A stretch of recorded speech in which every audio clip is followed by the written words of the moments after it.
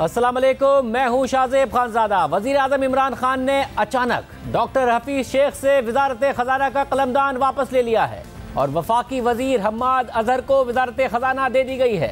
क्या तब्दीली कारकर्दगी की वजह से हुई है या फिर वजह कुछ और है? क्योंकि हुकूमत मुसलसल ये दावा कर रही थी कि मईशत की सेहत दुरुस्त हो गई है, मईशत में इस्तेहकाम आ रहा है, मुआशी अशारिये बेहतर हो रहे हैं। सिर्फ यही नहीं, वज़ीर आज़म इमरान खान भी मुसलसल डॉक्टर हफीज शेख पर एतमाद का इजहार करते रहे। उन्हें 3 महीने पहले ही यानी दिसंबर में मुशीर खजाना से वजीर खजाना बनाया गया, फिर उन्हें कौमी असम्बली से सेनेट का इंतखाब लड़ाया गया और 3 हफ्ते पहले तक अवाम को बताया गया कि कैसे डॉक्टर हफीज शेख एक बेहतरीन वजीर खजाना हैं, इसलिए सेनेट की सीट के लिए बेहतरीन उम्मीदवार हैं। अब डॉक्टर हफीज शेख अपोजिशन के उम्मीदवार यूसुफ रजा गिलानी से हार गए, मगर इसके बावजूद भी वज़ीर आज़म इमरान खान ने उन्हें काम जारी रखने की हिदायत की। 6 मार्च को एक्सप्रेस ट्रिब्यून में शाया होने वाली खबर के मुताबिक हफीज शेख ने वज़ीर आज़म इमरान खान से मुलाकात की, जिसमें वज़ीर आज़म ने कहा कि वज़ीर ख़जाना ने मुल्क की मईशत की बहाली में अहम किरदार अदा किया है। इसके बाद भी डॉक्टर हफीज शेख काम करते रहे और अब उन्हें अचानक ओहदे से हटा दिया गया। IMF प्रोग्राम की बहाली के चंद दिन बाद ही हटा दिया गया। 23 माह तक वजारत खजाना हफीज शेख के पास रही। इससे पहले असद उमर वजीर खजाना थे। 2012 से 2019 तक इमरान खान बताते रहे कि कैसे असद उमर के पास मुल्क की मईशत के मसाइल का हल है, मगर फिर अप्रैल 2019 में उन्हें भी अचानक तब्दील कर दिया गया और उनकी जगह वजारत खजाना डॉक्टर हफीज शेख को दे दी गई और अब उन्हें भी हटा दिया गया है। जब से तहरीक इंसाफ की हुकूमत आई है, मुसलसल तब्दीलियां हो रही हैं। सिर्फ वजारत इत्तलात की बात की जाए तो अब तक 3 तब्दीलियां हो चुकी हैं। पहले फवाद चौधरी को वजारत इत्तलात दी गई, मगर अप्रैल 2019 में उन्हें हटा दिया गया। हालांकि उनकी कारकर्दगी बहुत बेहतर थी, मगर फिर डॉक्टर फिरदौस आशिक एवान को मुआविन खुसूसी बराए इत्तलात बनाया गया। फिर गुज़िश्ता साल अप्रैल में अचानक उन्हें भी हटा दिया गया और वज़ीर इत्तलात शिबली फराज को बनाया गया, मगर सेनेट इंतखाबात के बाद से शिबली फराज के पास वजारत इत्तलात का कलमदान नहीं है।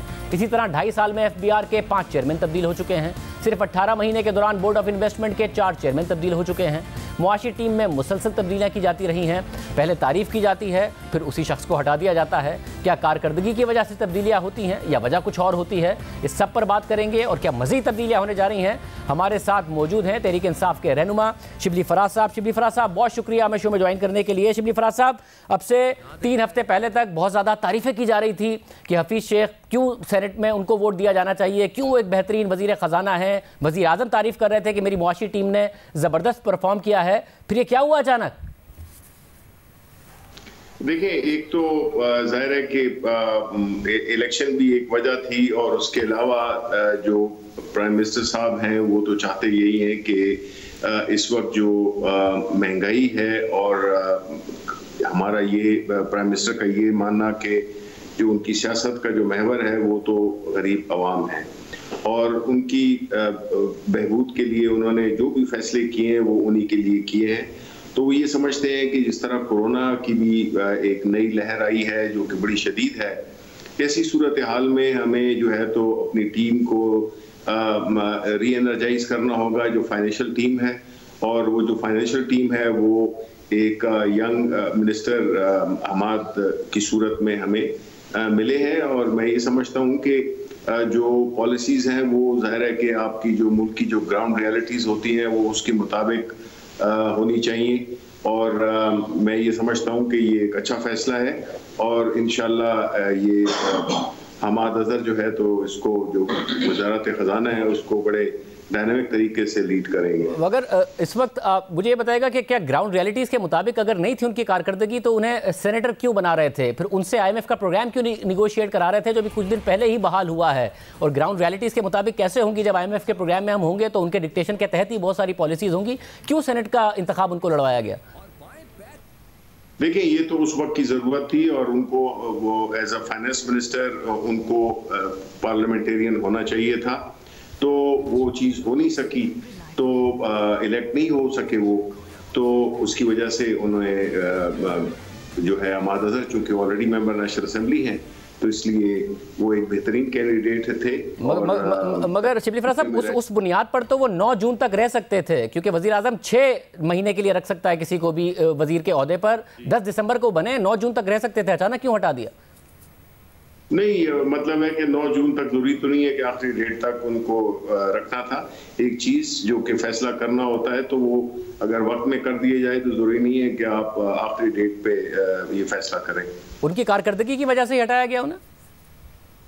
देखिए, कारकर्दगी तो मैं नहीं कहूँगा, लेकिन जो नताइज प्राइम मिनिस्टर साहब चाह रहे थे कि वो इकोनॉमी में और जो स्पेशली महंगाई है उस वो जो है तो एक खास मकसद था जिसकी वजह से ये तब्दीली करनी पड़ी। अच्छा, मगर महंगाई को कैसे हम्माद अज़हर साहब कंट्रोल कर लेंगे? जैसे उनके पास इंडस्ट्रीज की वजारत है, उन्होंने चीनी दरामद करने का फैसला किया, वक्त से पहले क्रशिंग शुरू कराई, जिसकी वजह से 3 हफ्ते के लिए चीनी की कीमत नीचे आई। मगर हमें नज़र आया कि कैसे जो शुगर माफिया है वो दोबारा उसको 105 तक के लेवल पर ले गया। आटा आप लोगों ने इंपोर्ट देर से किया, जब किया भी उसके बावजूद भी आपसे प्राइसेस नहीं कंट्रोल हो रही थी। खुद वजीर खुराक ने बताया कि जी मार्केट से अचानक आटा गायब हो गया।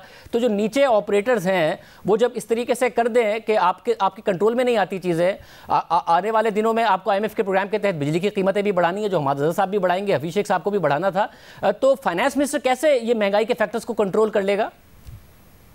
देखिए, जहां तक कि चीनी और आटे की बात है तो देखिए चीनी में आपने देखा है कि जो सट्टाबाजी और जो एक गैंग ऑपरेट कर रहा था जिसपे के FIRs भी कटी हैं और जो लोग इसमें इन्वॉल्व थे, तो बुनियादी तौर पे ये कोई सप्लाई डिमांड का इशू नहीं था, बल्कि वो लोग जो कि अब रमज़ान आ रहा है तो उसको अपनी कीमतें बढ़ाने के लिए उन्होंने एक नेटवर्क था सट्टेबाजों का जिसको कि डिस्कवर किया। तो ये चीज़ें तो जाहिर है कि वो लोग करते आए हैं और ये इस किस्म के माफियाज पनपते रहे हैं माजी की हुकूमतों में। अब जो है तो जाहिर है कि ये जो हम्माद अज़हर हैं ये इस चीज़ को देखेंगे, उनका तजुर्बा भी है और वो इस चीज़ को देखेंगे। वो भी एक इलेक्टेड MNA हैं और उनको अपना हल्का भी है और इन चीज़ों का इदराक भी है और इन चीज़ों का एहसास भी है। और सबसे बड़ी बात कि प्राइम मिनिस्टर साहब की जो ख्वाहिश है, क्योंकि उन्होंने देखा है कि गरीबों की जो सिचुएशन है, महंगाई की जो सिचुएशन है, उसको एड्रेस करना हमारे लिए सबसे बड़ी अहम हमारी वो है रिक्वायरमेंट है। अगर बतौर फाइनेंस मिनिस्टर हम्माद अज़हर क्या अलग कर लेंगे? जैसे अब जो PSDP यूटिलाइजेशन है वो इतने माह में सिर्फ 43.8% हुई है। 283 अरब रुपए 286 अरब रुपए आप खर्च कर पाए हैं। टारगेट 650 अरब रुपए का है। असद उमर साहब का बयान है कि नैब भी उसका एक रीज़न है।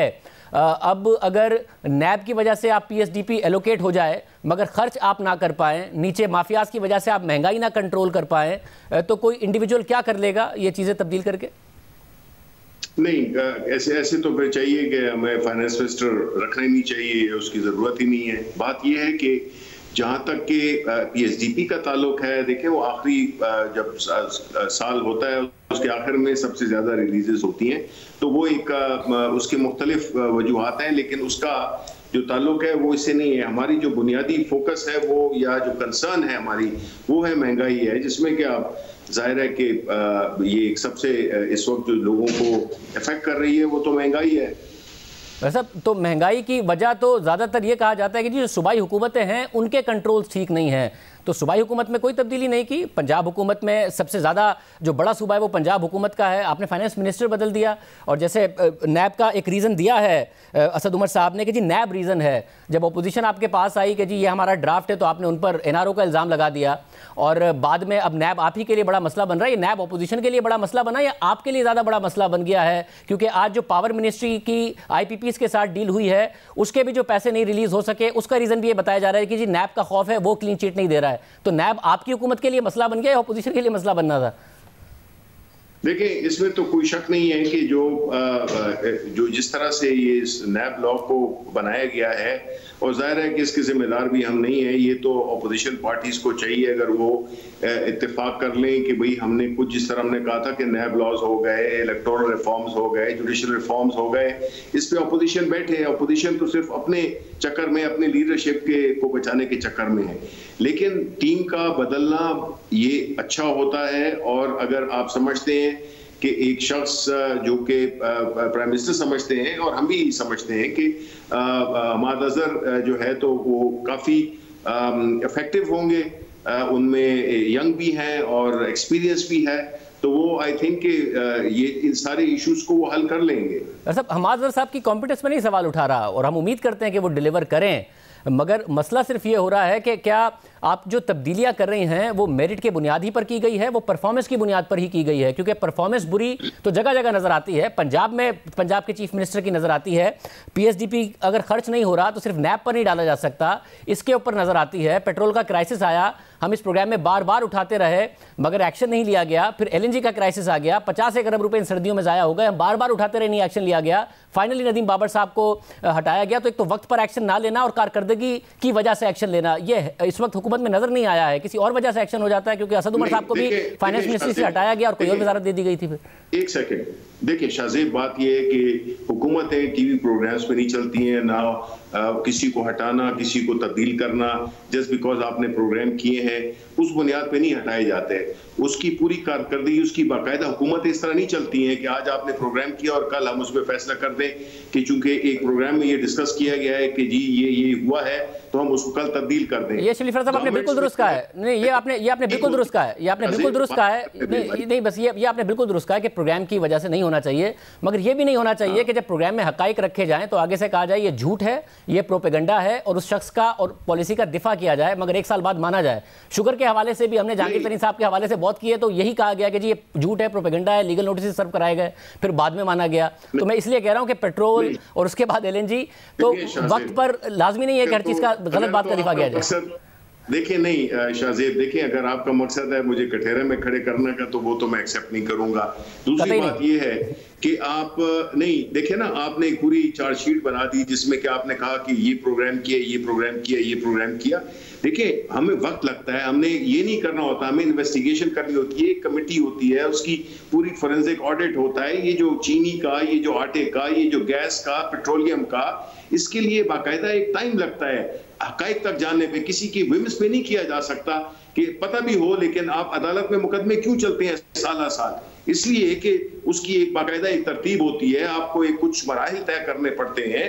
तो ये नहीं है, अगर आपको तो क्रेडिट देना चाहिए कि जी चले एक चीज है, अगर आपने एक इशू उठाया था तो उसको गवर्नमेंट ने अपनी पूरी एक उसके साथ जो भी उसकी मराहिल होते हैं उसको अबूर करते हुए एक फैसले पे पहुंचे हैं, तो you should be happy man rather than complaining. वैसा हम तो आपसे कह रहे हैं कि आप LNG की भी इन्वेस्टिगेशन कर लीजिएगा, आपको उसके भी हकाइक नजर आ जाएंगे जिस तरीके से चीनी की इन्वेस्टिगेशन की नजर आए, मगर साथ में फिर ये भी बता दीजिएगा कि और भी तब्दीलियां हो रही हैं। आपके हवाले से खबर आ रही है कि आपको पेट्रोलियम की वजारत दी जाएगी। देखें मुझे तो मैं तो प्राइम मिनिस्टर साहब का एक वो हूँ, टीम का एक अदना सा खिलाड़ी हूँ, तो जो भी वो डिसीजन करेंगे मुझे एक्सेप्टेबल है। मुझे तो अगर प्लेन सेनेटर भी मैं पार्लियामेंट में बैठूं तो मैं तो अपनी जो भी मैं करता रहा हूं और कर रहा हूं मैं ये करता रहूंगा। अच्छा, मगर आपका अभी तक इंफॉर्मेशन मिनिस्ट्री के हवाले से आपका अभी तक हेल्प नहीं हुआ, क्योंकि जब पहले फवाद चौधरी साहब को हटाया गया उनकी कारकर्दगी अच्छी थी, बतौर इंफॉर्मेशन मिनिस्टर आपकी कारकर्दगी भी अच्छी थी, वो अचानक तब्दील हो जाता है तो इसलिए पता नहीं चलता कारकर्दगी की वजह से हो रहा है या काबीना के अंदर ही कुछ इंटरनल पॉलिटिक्स होती है जिसका डॉक्टर हफीज शेख भी शिकार हो गए। शाहजेब आपको पता है कि इंफॉर्मेशन मिनिस्ट्री बहुत ही टफ मिनिस्ट्री है, मेरा ख्याल है कि इससे ज्यादा टफ मिनिस्ट्री कोई है ही नहीं। तो मेरा ख्याल है कि एक इंफॉर्मेशन मिनिस्ट्री की जो शेल्फ लाइफ होती है वो 1 साल से ज्यादा नहीं होनी चाहिए। तो आप कह रहे हैं आपकी वो शेल्फ लाइफ पूरी हो गई है, अब कोई और आना चाहिए वज़ीर तकरीबन।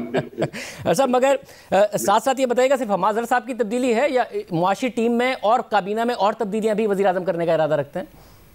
देखिए जी, जो मेरी इत्तलात हैं उसके मुताबिक और भी तब्दीलियां होंगी और मेरा ख्याल है कि ये इंशाल्लाह अगली कैबिनेट इजलास जो है जो कि जुमेरात को है तो उससे पहले जो है तो ये जो तब्दीलियां हैं वो मुकम्मल हो जाएंगी। बहुत शुक्रिया शिबली फराज साहब की गुफ्तगू आपने सुनी। मजीद भी काबीना में तब्दीलियां होंगी, जुमेरात तक पता चलेगा। प्रोग्राम में ब्रेक शामिल करते हैं और पर बात करेंगे। सिर्फ 6 दिन बाद पीपल्स पार्टी ने फैसला करना है कि वो असेंबलियों से इस्तीफे देगी या नहीं, मगर 5 अप्रैल के फैसला कुन दिन से पहले ही नून लीग और पीपल्स पार्टी खुलकर एक दूसरे के सामने आ गए हैं। नून लीग ने वाज़ेह तौर पर कह दिया है कि पीपल्स पार्टी को एस्टैब्लिशमेंट की हिमायत हासिल है। मरियम नवाज ने पीपल्स पार्टी को पैगाम दिया कि अगर आपको सिलेक्ट होना है, ताबेदारी करनी है तो इमरान खान की तरह खुलकर करें, कभी ऑपोजिशन कभी हुकूमत, ये नहीं हो सकता। खुलकर तस्लीम करें कि आपने बाप के अहकामात माने हैं। जबकि बिलावल भुट्टो ने भी एक वाज़ेह पोजीशन ली और कहा कि हम किसी एक जमात का डिक्टेशन नहीं लेंगे। नून लीग हौसला रखे, पानी पिए, लंबी सांस ले।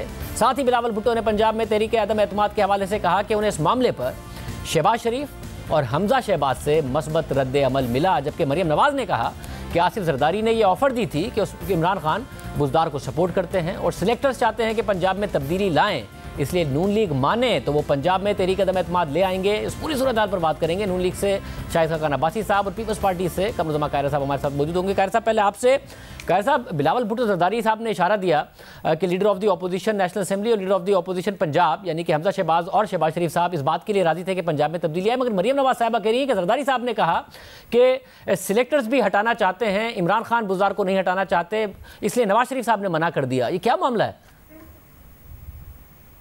शाहजेब, मैं तो खैर इन बातों का प्रिवी नहीं हूँ, मेरे इल्म में नहीं है कि ये वो किस बात को किस तरह रेफ़र कर रहे हैं। लेकिन एक बात तो बहरहाल है कि इस मुल्क के सारे लोग इस हुकूमत से और बिलखसूस पंजाब के अवाम अपनी हुकूमत से इस वक्त शदीद तंग है, इसलिए कि वहाँ बैड गवर्नेंस की इंतहा है, महंगाई है कि उसको रोकने वाला कोई नहीं है, सफाई का निज़ाम नहीं है, हेल्थ की फैसिलिटीज़ का प्रॉब्लम आया हुआ है, और जो लीडर वहाँ पे है उसके ऊपर तो सबका इत्तेफाक है। आप सारा मीडिया भी कहता था, लोग भी कह रहे थे, हम भी समझते हैं कि जो पसे पर्दा लोग हैं वो भी समझते हैं कि इस तरह के नाहल लोगों को ला के तो आप काम नहीं चला सकते। ये तो बहुत सारे प्रोग्राम इस पे हुए, तो इस पे तो कोई ये न्यूक्लियर साइंस वाला इशू नहीं है, लेकिन मैं इन बातों का प्रीवी नहीं हूँ, मुझे इसकी डिटेल का नहीं पता। साहब, अगर नवाज शरीफ साहब नहीं मान रहे तो फिर आप हमजा शहबाज और शहबाज शरीफ साहब से ही राब्ता करेंगे कि चलें इन हाउस चेंज करते हैं पंजाब में? नहीं, हमजा शहबाज साहब से या शहबाज शरीफ साहब से जी नहीं। पहला बात तो यह है कि हमें मुस्लिम लीग से बात करनी है, जो भी उनकी क़यादत है, जो भी उनके लीडर्स हैं। हमजा शहबाज साहब से बात हम इसलिए करेंगे, हमारी पार्लिमानी पार्टी जो है अगर वो अपने लीडर ऑफ द अपोजिशन से बात करेगी पंजाब के हवाले से लेजिस्लेशन में, असम्बली में तावन में, किसी तब्दीली की सूरत में, तो नेचुरली वो लीडर ऑफ द अपोजिशन से बात करेगी जो हमजा साहब हैं। और अगर मरकज़ में बात करेंगे तो वो मियाँ शहबाज शरीफ साहब हैं, और अगर पार्टी लीडर से बात करेंगे तो वो मियाँ नवाज शरीफ हैं और मरियम नवाज शरीफ साहब हैं, तो उसमें कोई शक वाली बात नहीं है। मगर बातचीत से बात आगे नहीं निकल गई है। आपकी तहरीक है हुकूमत में इदारों की मुदाखलत के खिलाफ सिस्टम में, मगर मरियम नवाज साहिबा आपके खिलाफ ये इल्ज़ाम लगा रही हैं कि अगर आपको सिलेक्ट होना है, ताबेदारी करनी है, तो इमरान खान की तरह खुलकर करें, कभी ऑपोजिशन और हुकूमत ये नहीं हो सकता। मेरा ख्याल है कि ये मुनासिब नहीं है मैं उनको इस तरह जवाब दूं या वो ये बातें कहें। मैंने फिर पहले भी कहा था कि हमें किसी दूसरे पे तनकीद करते हुए भी अपने अल्फाज को चुनाव और अपने लहजों के जो तुंदी है उस पर कंट्रोल रखना चाहिए। इन चीज़ों से हम कोई बेहतरी नहीं ले आएंगे, और इस तरह अगर किसी का ये ख्याल हो कि इस तरह के बयानात देने से हम पे कोई प्रेशर बिल्ड हो जाएगा और हम किसी दबाव के नतीजे में अपने फैसले जो है रिव्यू करेंगे, वो नहीं। असूल की बुनियाद पर ज़रूर करेंगे, प्रिंसिपल की बुनियाद पर करेंगे, लॉजिक की बुनियाद पर करेंगे, लेकिन ये दबाव वाला रास्ता मुनासिब नहीं है। इससे पहले भी इस तरह के बयानात दिए गए जो अच्छे नहीं थे।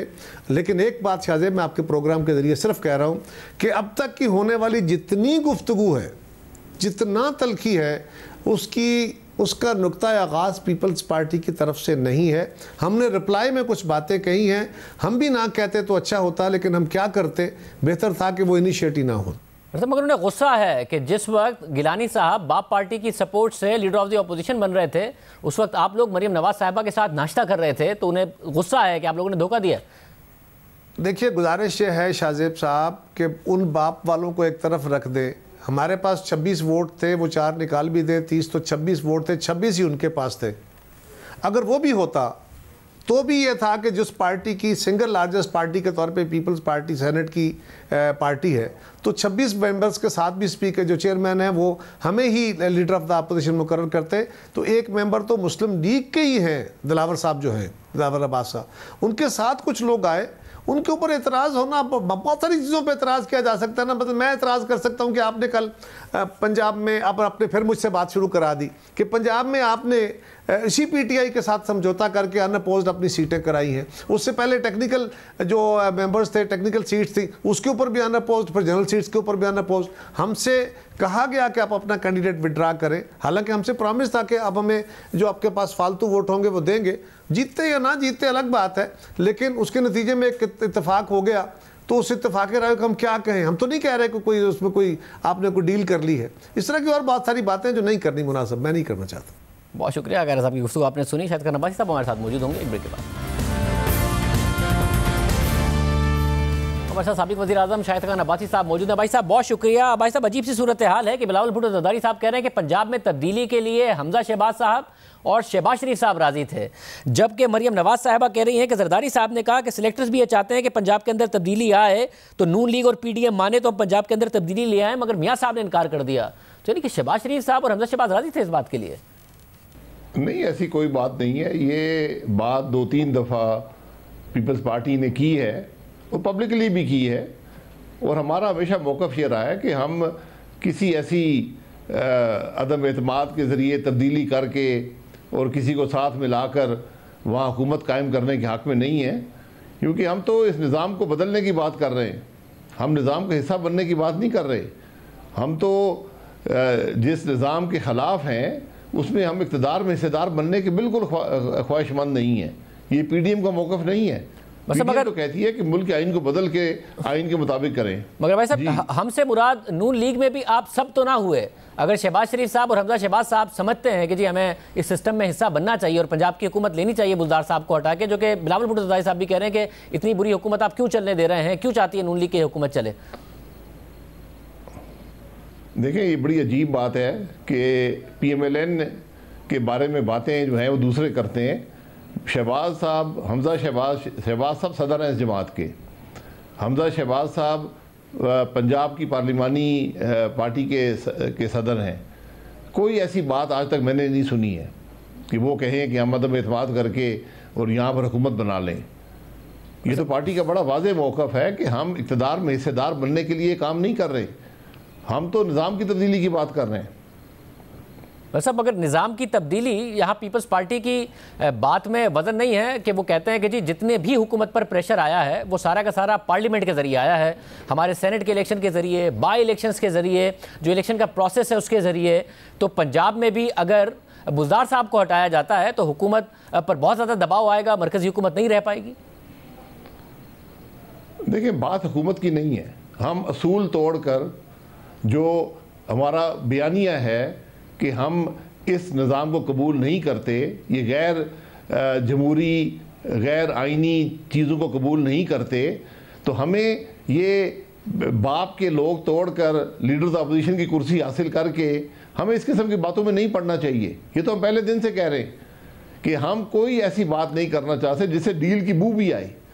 यहाँ पर अदम एतमाद को जो निज़ाम है वो मैं भी जानता हूँ, आप भी जानते हैं, इस्टेब्लिशमेंट बगैर मुमकिन नहीं है। मैं इस असेंबली में चंद लोगों में से हूँ जिन्होंने अदम एतमाद में हिस्सा लिया है, और मैं जानता हूँ कि मुमकिन नहीं है जब तक इस्टेब्लिशमेंट आपके साथ ना हो। मगर फिर हम तो कोई डील करके इक़्तिदार नहीं चाहते। मगर भाई साहब, अगर पीपल्स पार्टी खुद कह रही है कि जी फिर परवेज़ इलाही का भी रास्ता हो सकता है, और अगर परवेज़ इलाही साहब का रास्ता होगा तो आपको अच्छी तरह इल्म है कि वो सपोर्ट के बगैर नहीं होगा। अगर आप बाप पार्टी का इल्ज़ाम लगा रहे हैं पीपल्स पार्टी पर, तो कॉन्फिडेंस रह क्या गया है या आपकी उम्मीद रह क्या गई है 5 अप्रैल के पाकिस्तान पीपल्स पार्टी के इजलास से? क्या एतमाद है आपका उन पर? देखें, वो अपना फैसला कर ले। उन्होंने अपनी CEC बुलाई है एक मकसद के लिए कि BDM कह रही है कि इस्तीफे दें, वो वहाँ पर फैसला कर लेंगे। मुझे तो बहुत दुख हुआ जो कि हमने बाप पार्टी के हुकूमत के बेंचेस से लोग पकड़ कर अपोजिशन के बेंचेस पर बिठाए और उनकी बल बोते पर हमने कहा जी हम लीडर ऑफ अपोजिशन बन रहे हैं। ये तो बहुत घाटे का सौदा है। आप देख लें कि 57 मेंबर आज सेनेट के अंदर अपोजिशन बेंचेस पे बैठे हैं। फिर तो मैं ये कहना चाहता हूँ और मैं कहूँगा कि फौरी तौर पे अदम एतमाद किया जाए और यूसुफ गिलानी साहब से जो इलेक्शन चोरी हुआ था उनको वापस दिलाया जाए और वो सेनेट चेयरमैन की सीट पर बैठे। मेरी ख्वाहिश तो ये है, अगर 57 मेंबर हमारे पास वाकई मौजूद हैं तो ये एक अजीब सा तमाशा जो हमने अपना लगा लिया है कि अपोजिशन की कुर्सी पर भी आज इस्टेब्लिशमेंट मौजूद है, तो फिर क्या बनेगा मुल्क का। भाई साहब, अपने पॉलिटिकल एक्सपीरियंस की बुनियाद पर बताइए, आपको उम्मीद है कि पीपल्स पार्टी 5 अप्रैल को इस्तीफों का फैसला कर लेगी या फिर पीपल्स पार्टी गोइंग फॉरवर्ड आपकी PDM का हिस्सा रहेगी? अगर वो सियासी जमात हैं, अगर वो सियासी मुस्तकबिल के बारे में सोच रहे हैं तो वो यकीनन इस पर सही फैसला करेंगे। लेकिन जो कुछ सेनेट के अंदर हुआ उसने कम से कम मुझे तो बड़ा पेसिमिज्म है उनके फैसले के बारे में। अगर वो इतनी छोटी सीट के लिए इतना बड़ा सौदा कर सकते हैं तो फिर वो इस्तीफ़ा देना तो बहुत दूर की बात है उनके लिए। लेकिन फिर भी मैं उम्मीद है कि PDM के बयानिए के लिए, जो मुल्क के निज़ाम की तब्दीली के लिए है, जो मुल्क की तरक्की के लिए है, मुझे उम्मीद है वो बेहतर फैसला करेंगे और कम से कम ये जो गलती उनसे हुई है सेनेट के अंदर, इस गलती को धोएंगे। बहुत शुक्रिया शाहिद खान अब्बासी साहब हमारे साथ मौजूद थे। प्रोग्राम में एक ब्रेक शामिल करते हैं और आप पर बात करेंगे। कोरोना की तीसरी लहर में शिद्दत आती जा रही है, केसेस में मुसलसल इजाफा हो रहा है और मुल्क की अहम शख्सियात भी इसकी लपेट में आ गई हैं। वज़ीर आज़म इमरान खान के बाद अब सदर आरिफ अलवी और वजीर दिफा परवेज खटक भी कोरोना से मुतासिर हो गए हैं। सदर आरिफ अलवी ने कोरोना टेस्ट मस्बत आने की तस्दीक करते हुए अपने ट्विटर पैगाम में कहा कि मुझे वैक्सीन की पहली खुराक लग चुकी थी, मगर एंटीबॉडीज़ दूसरी खुराक के बाद बनना शुरू होती हैं, जो मुझे 1 हफ्ते में लगनी थी। ये बड़ी अहम बात है, ये बड़ा अहम पैगाम है, इसलिए आप सब वैक्सीन ज़रूर लगवाइए। दूसरी जानिब मुल्क भर में मुसलसल 4 रोज़ से रोज़ाना 4000 से ज़ायद केसेस रिपोर्ट हो रहे हैं। गुज़िश्ता 24 घंटों के दौरान 4525 नए केसेस रिपोर्ट हुए हैं और मस्बत केसेस की शरह 11.2% तक पहुंच गई है। गुज़िश्ता 24 घंटों के दौरान कोरोना से 41 अमवात रिपोर्ट हुई हैं। मस्बत केसेस की शरह सबसे ज़्यादा पंजाब, खैबर पख्तूनख्वा और इस्लामाबाद में रिपोर्ट हुई है। NCOC के मुताबिक पेशावर में मस्बत केसेस की शरह 22%, लाहौर में 17%, रावलपिंडी में 15% और फैसलाबाद में 15% है, जिसकी वजह से सख्त इकदामात भी इन इलाकों में जहां पर ये रेट ज़्यादा है किए जा रहे हैं। हमारे साथ doctor Qaiser Sajjad, general secretary Pakistan medical association मौजूद। डॉक्टर साहब बहुत शुक्रिया। डॉक्टर साहब, आपने ये कहा कि केसेस अंडर रिपोर्ट भी हो रहे हैं, ये बताइएगा आप भी समझते हैं कि जो दूसरी लहर थी कोरोना की और जो पहली भी लहर है उससे भी ज़्यादा संगीन मामला है इस वक्त?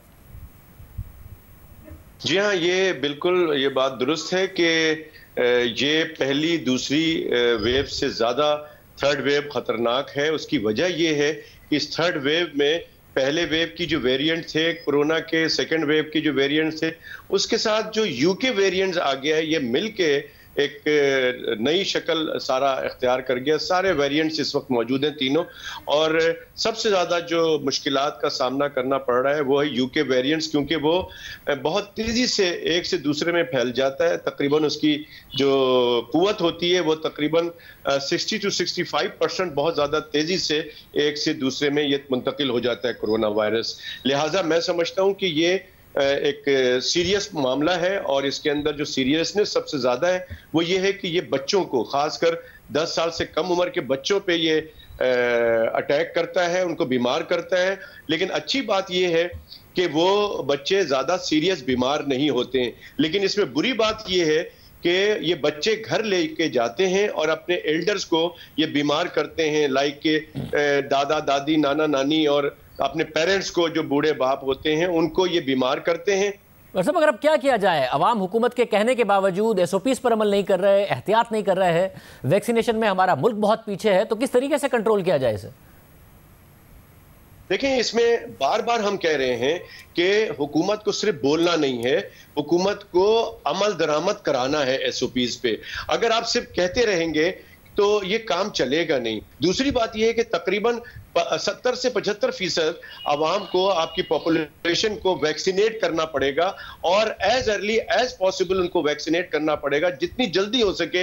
वैक्सीन का ये हाल तक हमें जो नेशनल वैक्सीन मिली है हम उसी पे बात किए हुए हैं। हमने अब तक खरीदी वैक्सीन अगर नहीं मंगवाई है पाकिस्तान में, और वो वैक्सीन आपको शायद बताऊं कि 60 साल से कम उम्र के जो हेल्थ वर्कर्स हैं हमारे, उसकी हुकूमत पाकिस्तान ने वैक्सीन लगाना बंद कर दिया, उनकी रजिस्ट्रेशन बंद हो गई है। और रजिस्ट्रेशन का अमल भी इतना मुश्किल कर दिया गया है कि लोग 1166 पे उसको रजिस्टर कराते हैं, उसको कोड हासिल करते हैं, तभी वैक्सीन लगता है। लेकिन उसमें भी 60 साल से ज्यादा उम्र के लोगों को बहुत परेशानी है, डिफरेंट मैसेजेस आते हैं और वैक्सीन नहीं लगता है। तो मैं समझता हूं कि ये हुकूमत को बहुत आसान करना पड़ेगा, और उसके लिए जरूरी है कि आप सिर्फ शनाख्ती कार्ड के ऊपर लोगों को वैक्सीन लगाइए। बहुत शुक्रिया, बहुत शुक्रिया। कोरोना फैल रहा है, एहतियात कीजिए, मास्क पहनिए और वैक्सीन लगवाइए। इजाज़त दीजिए, अल्लाह हाफ़िज़।